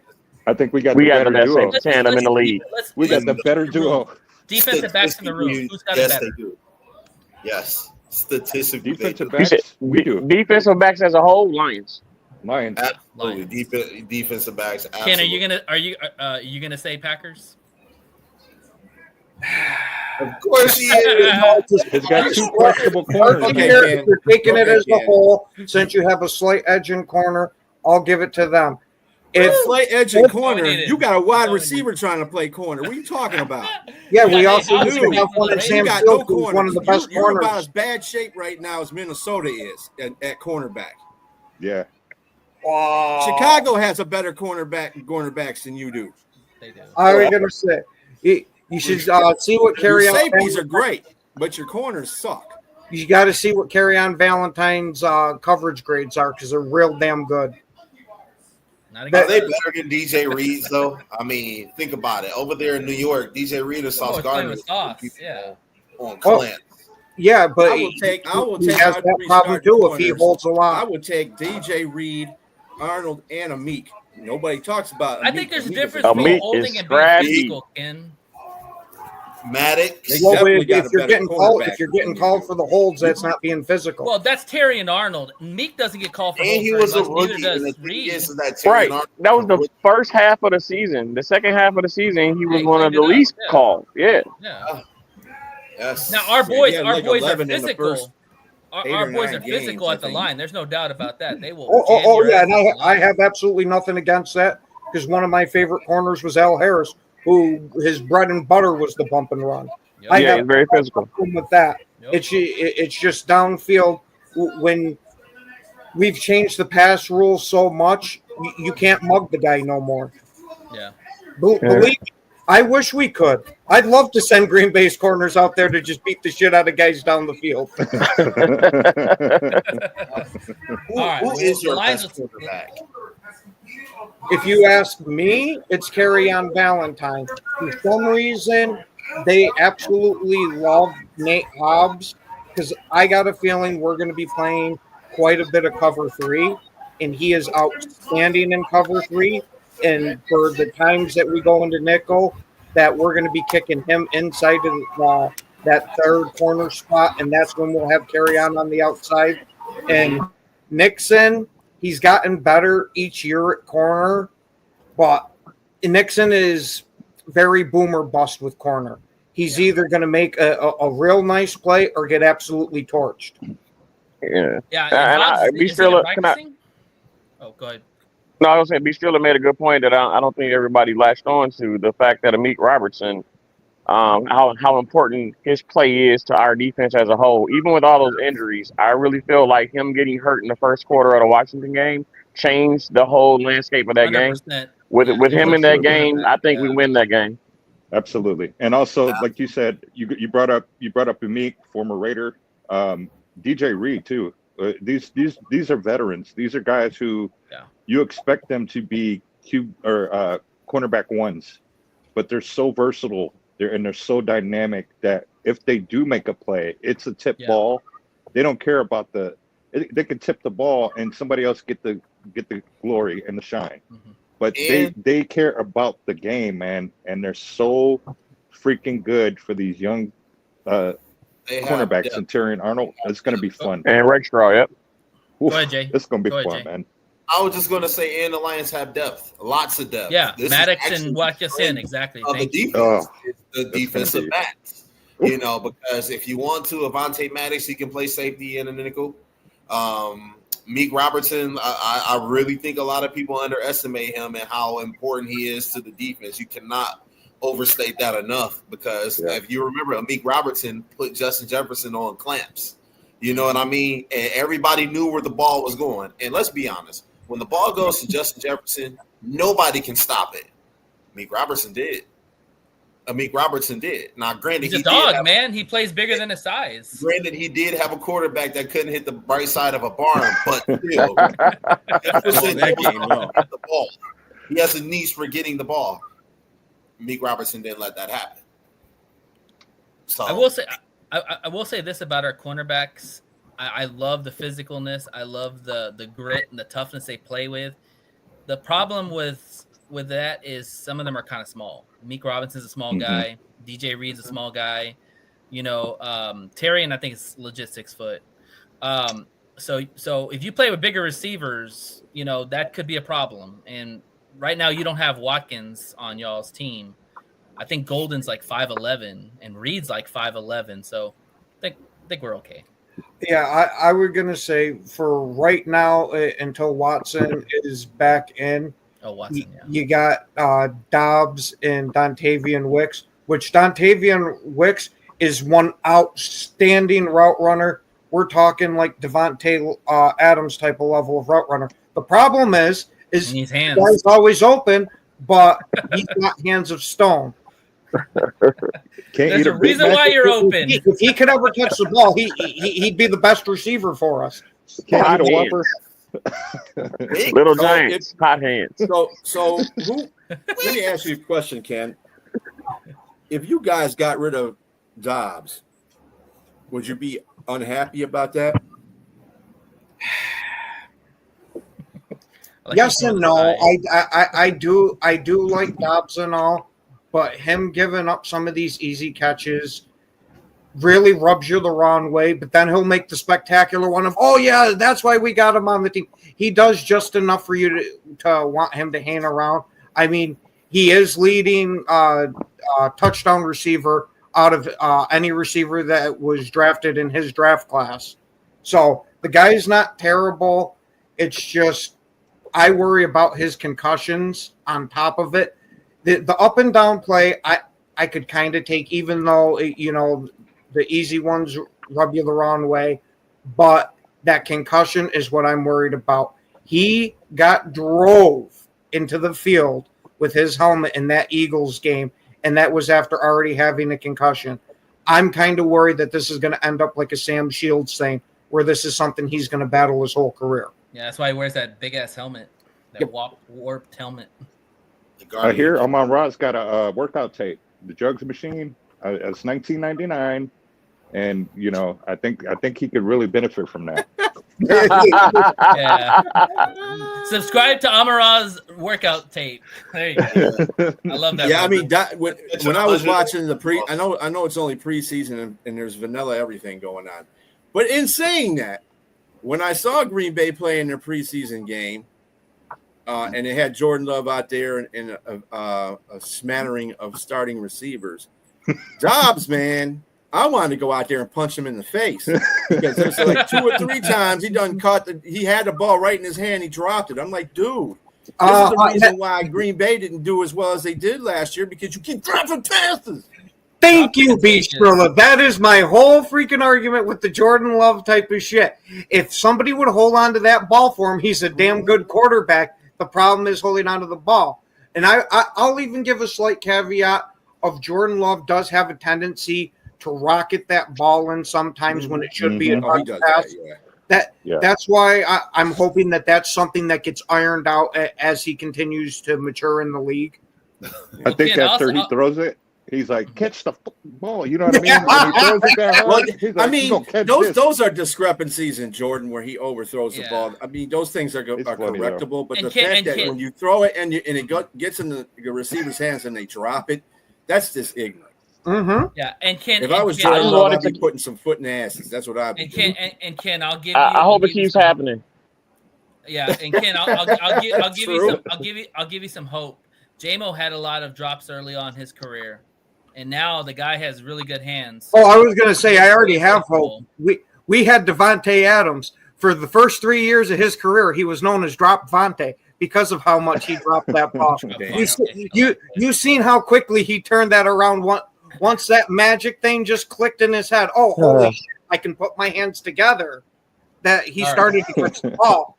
Devontae was that guy in college, though, man. He just had to catch up to the game speed, man. He was always that guy.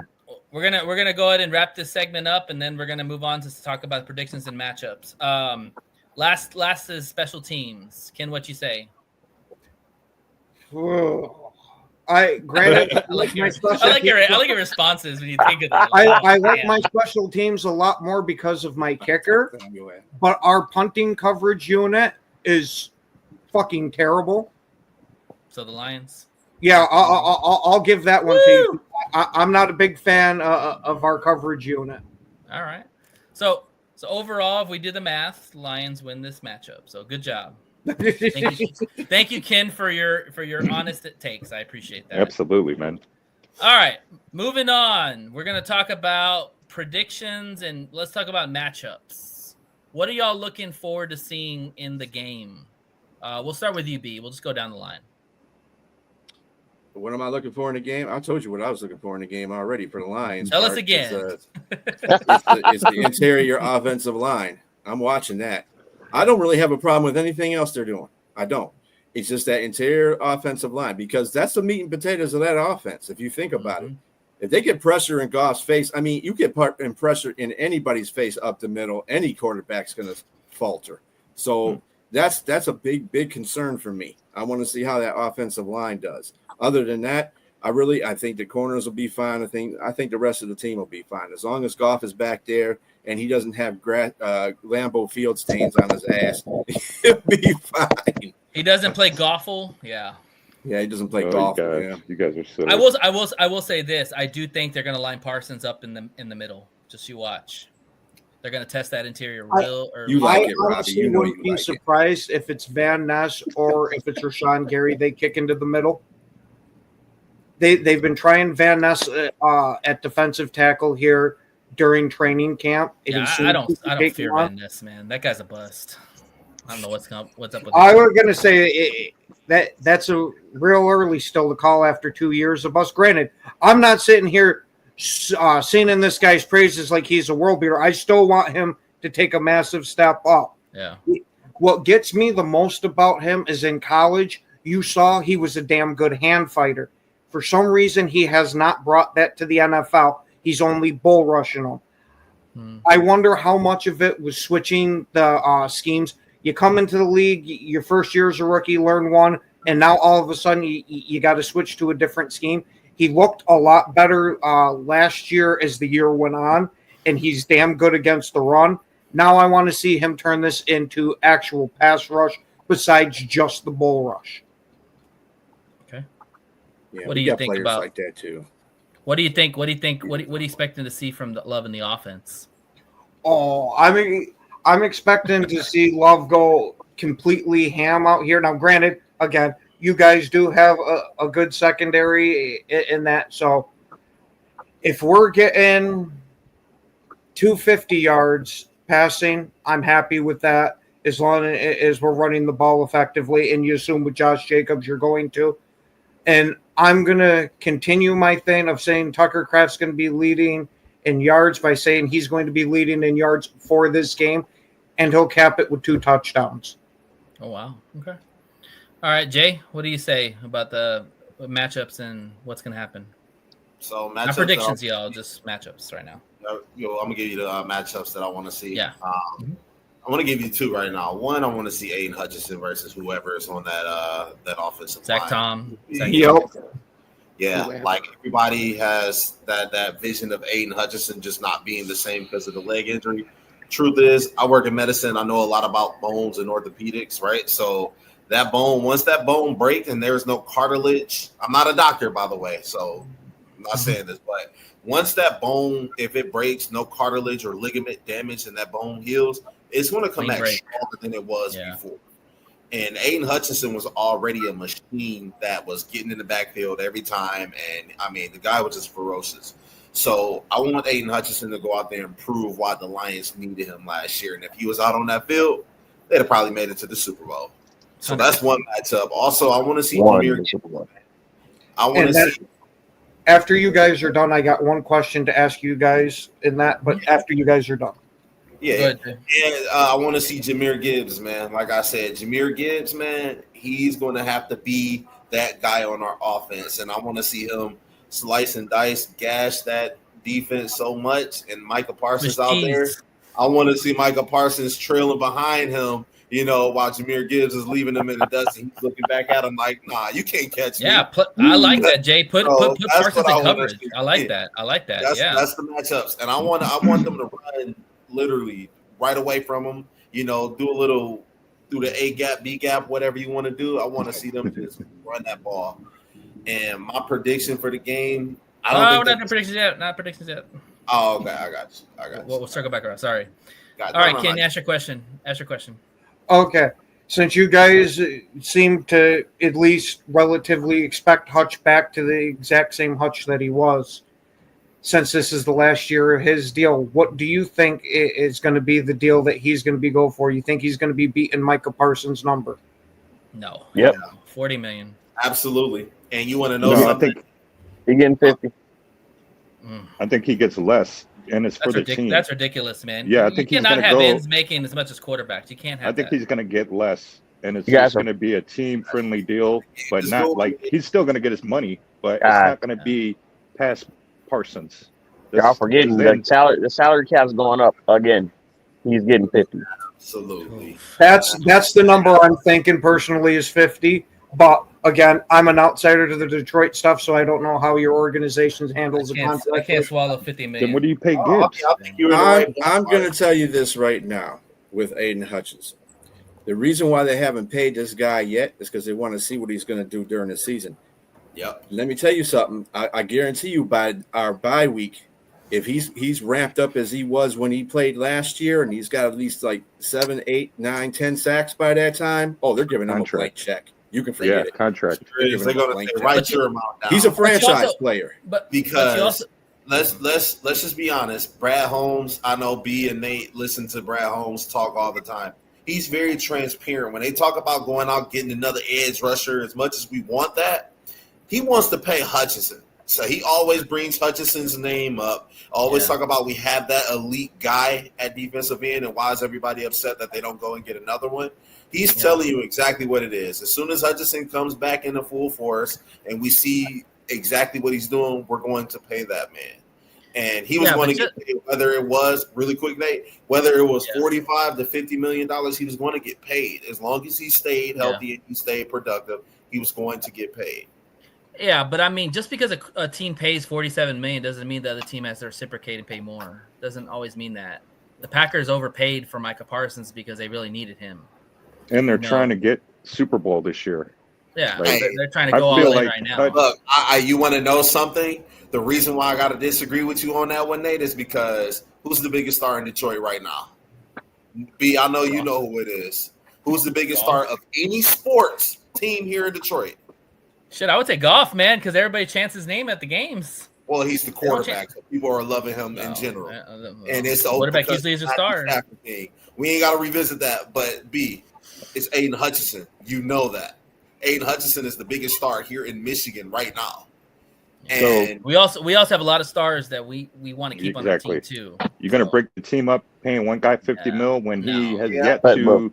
But $50 million's not going. But that's not going to break the team. But that's what I'm telling you guys, man. He has yet to lead the sacks. Yes, but you want to know why? He has yet to lead the NFL in sacks. He has yet to play like last year. They would have paid him in the offseason had he performed all last year. Yeah, he would have been. They don't pay he would have got paid. What you've done, they pay you based off of your potential. And what's to say Aiden couldn't have a team friendly deal? Like he knows that this team will go somewhere because he knows his worth. We'll see. I don't see him as that player though. He don't care about being the top paid guy. That's not his. Yeah. He don't care about top money. Rumble said this is the new NFL. Okay, you get paid for your potential, not for what you've done. Yes, right. Which is it's sad. It's so sad. Why did Parsons you wait should till be now getting to paid get what you've $47 done. million though? Yeah. But okay, so here's the potential, or what? Based off what he's done. But here's the thing: already a perennial. It's a mixture of both. Go ahead, Brandon, and we got to wrap this. I know we got to move on, make it quick. But here's the thing about it: what you guys got to remember, they're in a union, and when the next guy is up, the union is putting pressure on you to get a certain amount of deals because of the other guys coming behind you. That's the thing. It's political. He's going to get 50. That's what market We'll value see. is about. We will This see. year We will- saying, hey, take less than Micah Parsons. He just got 47. No, We look will at see, Miles. Brad. When Max Crosby got paid, Miles Garrett got more. When Miles Garrett got more, TJ Watt got more. And literally, it just goes. And you just named two guys who led the league in sacks. Yeah, Micah Parsons he's been the top guy, and then Miles Garrett has been the top guy. Aiden has not been that top guy. Listen, but again, you guys are. Micah Parsons getting paid. But you say it's because the Packers are. My bad, Nate. Go ahead. I know I'm over. I'm just saying. The one thing you guys have to also understand too is Brad does not overpay players. He doesn't. If anything, he underpays players, or he pays them for the value that they are at the time. Well, So unfortunately, Brad's going to be overpaying this time because he didn't do what he did with Goff. He didn't do what he did with Amon, and he didn't do what he did with Sewell. We'll see. And those are stops of the offense. Those are stops of the offense. He's going to play defensive stops. He already played Kirby. He's getting ready to pay Hutchinson. So I'm telling you, man, there's one player in every level of your team that you have to pay the most out of. Everybody else can be replacements. That's why when people talk about Branch, unfortunately, as good as he is, he might not get paid because they're paying Kirby that much money already. Branch is a liability. You got to pay Gibbs and J-Mo that are possible. As dreamy as it may sound, you can't keep everybody. Aiden Hutchinson is going to get paid. Why? He's not going to take a team-friendly deal. I will be shocked if he did that. Now, when I say team-friendly deal, you guys are like 30 million or something. No, he's still going to get 50. He's still going to get like 42, 44 million. Okay, y'all. Think about this. You can't bring really quick. I got you. You can't bring a loaf of bread to a guy like Aiden Hutchinson. You got to bring ready-made sandwiches. That's your guy. So, well, they're not going to do that. That's my piece. Come on, it's Aiden Hutchinson. But that's anyways, my piece. that's for another day. Let's see what he does game one before we even talk anything about the contract. All right, Austin, go ahead and give me your matchups and give me your predictions. We're just gonna roll it up and down again. Okay. Yeah, for sure. So, so the matchups that I'm going to be looking for this week or week one with the Packers is one, can Jordan Love stay upright against our kind of like rejuvenated defensive line with Aiden Hutchinson back and stuff like that? Can our interior O-line withstand like any pressures and open lanes from the Packers? I know like our interior O-line is a question mark with McNeil out, but we do have Reader right there, so that's a good thing. The Micah Parsons is always going to be that X factor in a game like this. Yes, he's got to learn a new offensive line back up. He has to learn a new playbook in short notice, but he's still gonna play a factor. It's Micah Parsons. And the last thing that I'm going to be looking at in this game is, we talked about how weak that we believe that the Packers secondary is. Well, I want to see if our offense can exploit that with movement on the line, play action passes, stuff like that, which when Ben Johnson was our OC, we saw a lot of play action pass. We saw a lot of line movement, like pre-snap movement on the line. So I expect to see the same with Morton as our OC. So that's what I'm kind of looking out for, the matchups I'm looking at. And predictions, I think this is going to be a close game. Okay. I don't think it's going to be a blowout. I think whoever does win this game is going to be about a 10-point differential. So I'll give the edge to the Lions and give them a 21-11, or not 11, 21-17 victory. So, all right, awesome. Same as JB. Rumble, what you got? Yeah, I'm kind of with us on this one. I want to see the secondaries for both sides. I want to see how the Packers react to our wide receivers. Again, we do have weapons. Amon-Ra, J-Mo, Tesla, more than likely starting. You know what I mean? This rookie's going to come in, and I think they're overlooking this rookie with this wide receiver room that we've already had established in J-Mo and Amon-Ra. I think this kid's ready. I think he's going to go out there, and we've had one every year. We've had a rookie have a game, very first game where they've come out and shocked us. Brian Branch being one a few years ago. And then obviously Green Bay secondary. We don't. I couldn't tell you the guys' names that are starting. We don't know yet. Those are asterisks by their names. So how are they gonna look versus our guys, and then how are their wide receivers gonna look against our guys and that revamped secondary? I think that's where the line's drawn. Jordan Love's going to be throwing that ball. Everybody keeps saying they're going to run the rock, but we know Jordan Love's going to throw it 30 plus times. And what's going to happen? Are we going to intercept him? Are some of our corners going to get some interceptions? Are some of our linebackers? What that remains to be seen right there, because again, with all the drops that they've been experiencing, I think we have some game ready cornerbacks in TA, and of course in DJ Reed, and I think that's going to set the tone right there. They're going to want Jordan Love to beat them, so I'm going to go secondaries on both sides. I'm looking forward to it. What's your prediction? I got the Lions winning big in Lambeau. We've owned Lambeau. I got them winning big, man. I see it 35. I see it 35-18.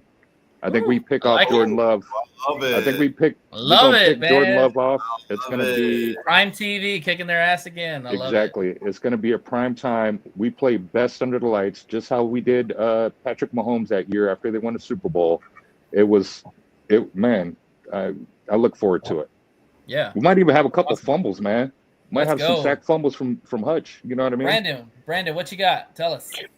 All right, I want to see our pass rush against their tackles. I want to see if Green Bay gets away with murder on the holds like they always get away with when we play them at Lambeau. They hold the crap out of us. They do, yeah. So I do want to see that. And you don't roll your eyes. You know it's true. How many times You want to talk about penalties after that last Packers and Lions game where you guys got gifted like 4 of them? And then I also want to see our running game. I want to see how our O-line opens holes in the run game. I want to see if we can still road grade like we were doing last year, because Gibbs and Montgomery moves in there. They were running through holes that, journeyman running backs could average 3 yards a carry. It was down the field 3 yards before they got touched. So if we can still do, that's what I'm looking for. I want to see if we can still do those things. And the biggest one, the third one I want to see is our linebackers versus their intermediate passing game. That's where we always struggle defensively. And no matter who our defensive coordinator has been, we've struggled there since DeAndre Levy left. So that's what I want to see. It's been a minute. All right, B, give me your prediction. So this could be an either way game. Let me tell you something. What happens in the beginning of the season? What side of the ball doesn't play well in the beginning of the season? Offense. There you go. So if you're leaving it up to the two defenses, and I really want to see if Micah is going to fight this back pain and actually be effective in this game. If he's effective in this game, it could go Green Bay's way. If Aiden Hutchinson's effective in his game, it can go our way. I'd say 20 to 16 us, or like I said, it can go either way. 20-16 either way. Of course, I'm going to say 20-16 us because I'm a Lions fan, but I can see through that path. It's not going to be a high-scoring game because the offenses are going to be, at least Jordan Love got some preseason time, but Jared Goff didn't. None of the offensive starters did for us. So you got to look at it like that. And they're playing under John Morton, who – they're incorporating a little bit less offense or a little bit more offense or whatever they're doing. So that's got to gel. Defenses are just teeing off. That's all there is. They don't care about what coach you got on that other side. They're teeing off. So I think both defenses will create challenges for each other. And like I said, it could be 20-16 either way. But of course, because I'm a Lions fan, I'm going the Lions. But yeah, all right, it's gonna be a close game. It's gonna be close. Ken, what you say? What's your prediction? Oh. Come on, you don't have to think about that. Yeah, because I want to try to make it as close to accurate as I can. I'm crystal ball over there. Hey, I've been right on occasion here, but I'll go right along the lines with B. Strilla. I think it's going to be a close game. We see a lot of sloppy play these first couple of weeks in the NFL season because of these short preseason games where your starters at best are getting a couple of series. Give me 21-17 Green Bay. All right. Not surprising. All right. And mine, of course, I'll keep it real simple. 24-21 Lions. And the two things I really want to see that I think will determine the Lions' victory, can we run the ball effectively on Green Bay consistently? If we can, it's game over. Because everything's predicated on the run. And then the second thing is turnovers. Can we force turnovers and can we not turn over the ball? If we win that battle, game over. That's it. So I didn't get to give a prediction, but I'll say this. I'm sorry. Go ahead. No, you good. I'll say, how many times last year did the Detroit Lions get held under 20 points? Once. No, not once. Our lowest score was 20, I believe. Okay. That was all there still. That was against Tampa Bay. Who was that? Tampa Bay. Was it? No. Tampa Bay, I believe. One of the games that we lost. Who It was. I think it was Tampa. That was a low scoring game. Go back and look. Yeah, it was 2017 or something like that. Yeah, it was. Yeah, It was. They got it us early on that. I'll look it up, but I don't think this game stays under 20 on. But I know everybody's saying about the defense. Offense is starting slow. This will be a relatively high scoring game. The over under is 48, so that tells you right there. So that was just that one game, right? Every other game we scored over 20. Yeah, and that was early in the season. That was right after the Rams too. So, anyway, But Tampa's defense different than Green Bay's defense. No offense. Yeah. All right. They really are. And I didn't get my predictions, Nate. Oh, okay. Go ahead. Go, Jay. So I think it'll be 25-23 Detroit. I think Detroit edges it off. And reason being is because I think that whoever can get to 25 points the fastest will win. I think both offenses may be a little bit rusty. But you know who's going to come through? Money Bates. It's going to be a Money Bates moment. I think Let's go. Hit a last-second field goal like he's done quite a couple times with the Lions, and I think he's going to break Packer fans' hearts, and I think it's going to be crazy. Give me the Lions, 25-23. I like it. Well, fellas, I want to thank y'all for coming. Fellas, I want to thank y'all for coming on the show and giving us your insight, your input. Y'all are all welcome to come on during the season. We're actually probably going to add some people on during the season because this is fun. I like listening to other people's perspectives, and always having the rival on the other side is always fun too. But I want to thank y'all again for coming, and y'all have yourself a blessed evening, and we'll see y'all when Ken as well. Ken. Shout out Ken. Appreciate you, Ken. Shout out to you, Ken, man. Hey, and I have no problem coming Ken, on. you were a trooper, man. I told you could bring somebody with you. I don't need no backup. I'll run out this one. Be like, fuck it, I'll take that shit. I'll take that grenade. Hey, I'll come back Tuesday too, either to do a victory lap or my walk of shame. Bistro. I have no Brandon, you had something you want to say? Sorry. Yeah, I just want to let y'all know the over-under for this game is 47.5. I'm taking over. That's my prediction. I'm taking over. Shout out. Well, thank you all for coming on. You're always welcome to come on. Ken, yourself. If you want to come on Tuesday, we'll love to have you, man. All right. But good luck. Everybody pray for an injury-free season. We need that. Week 1, baby. Yeah, let's go. Get them Lions. Forward down the field, baby. Thank you to Liz DeToro Mendoza for her Houston Texan report. She'll be a regular on here. Thank you to the people in the comment section. Robbie, of course, as always. Pink Panther. Fred, who just came on here. And also Fred, my man. John, the Go Pack Go guy. Everybody.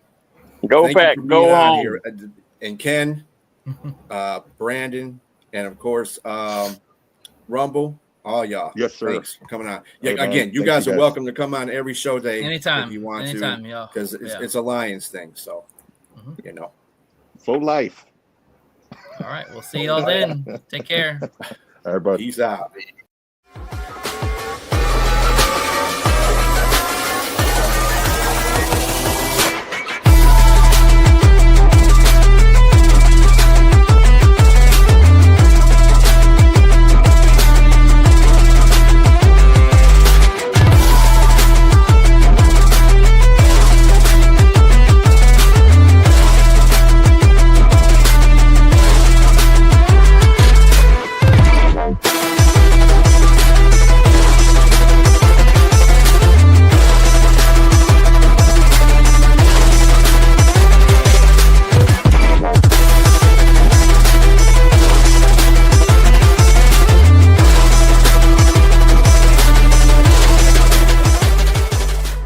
don't forget, the Die Laughing Comedy Show with your friends at Dre's Daiquiri and Cotton Gin. $15 gets you admission in a frozen daiquiri and lots of laughs. September 6th, Maxwell, Texas. If you subscribe to One Ass Cheek, 3 Toes on YouTube, you'll receive 5% off your total purchase or a free shot. Proof of subscription required.